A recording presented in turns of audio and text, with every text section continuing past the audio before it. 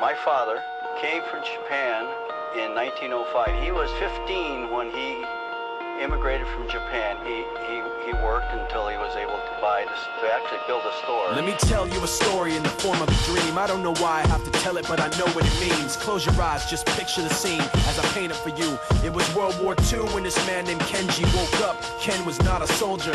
He was just a man with a family who owned a store in LA. That day, he crawled out of bed like he always did, bacon and eggs with wife and kids. He lived on the second floor of a little store he ran. He moved to LA from Japan, they called him immigrant. In Japanese, he'd say he was called Issei. That meant first generation in the United States, when everybody was afraid of the Germans, afraid of the Japs, but most of all afraid of a homeland attack. And that morning, when Ken went out on the doormat, his world went black, cause right there, front page news, 3 weeks before 1942, Pearl Harbor's been bombed and the Japs are coming. Pictures of soldiers dying and running. Ken knew what it would lead to, just like he guessed. The president said the evil Japanese in our home country would be locked away. They gave Ken a couple of days to get his whole life packed in 2 bags. Just 2 bags, couldn't even pack his clothes. Some folks didn't even have a suitcase to pack anything in, so 2 trash bags is all it gave them. And when the kids asked Mom, where are we going, nobody even knew what to say to them. Ken didn't want to lie, he said the US is looking for spies, so we have to live in a place called Manzanar, where a lot of Japanese people are. Stop it, don't look at the gunman. You don't want to get the soldiers wondering if you're gonna run or not, cause if you run then you might get shot. Other than that, try not to think about it.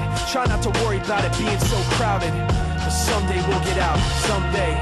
As soon as war broke out, the FBI came and they just come to the house and you have to come. All the Japanese have to go. They took Mr. Need and people couldn't understand why they had to take him, because he's just innocent laborer. So now they're in a town with soldiers surrounding them. Every day, every night, look down at them. From watchtowers up on the wall, Ken couldn't really hate them at all. They were just doing the job and he wasn't gonna make any problems. He had a little garden, vegetables and fruits that he gave to the troops in a basket his wife made. But in the back of his mind, he wanted his family's life saved. Prisoners of war in their own damn country, what for? As time passed in the prison town, he wondered if he'd live it down if and when they were free. The only way out was joining the army, and supposedly some men went out for the army, signed on, and ended up flying to Japan with a bomb. That 15-kiloton blast put an end to the war pretty fast. 2 cities were blown to bits. The end of the war came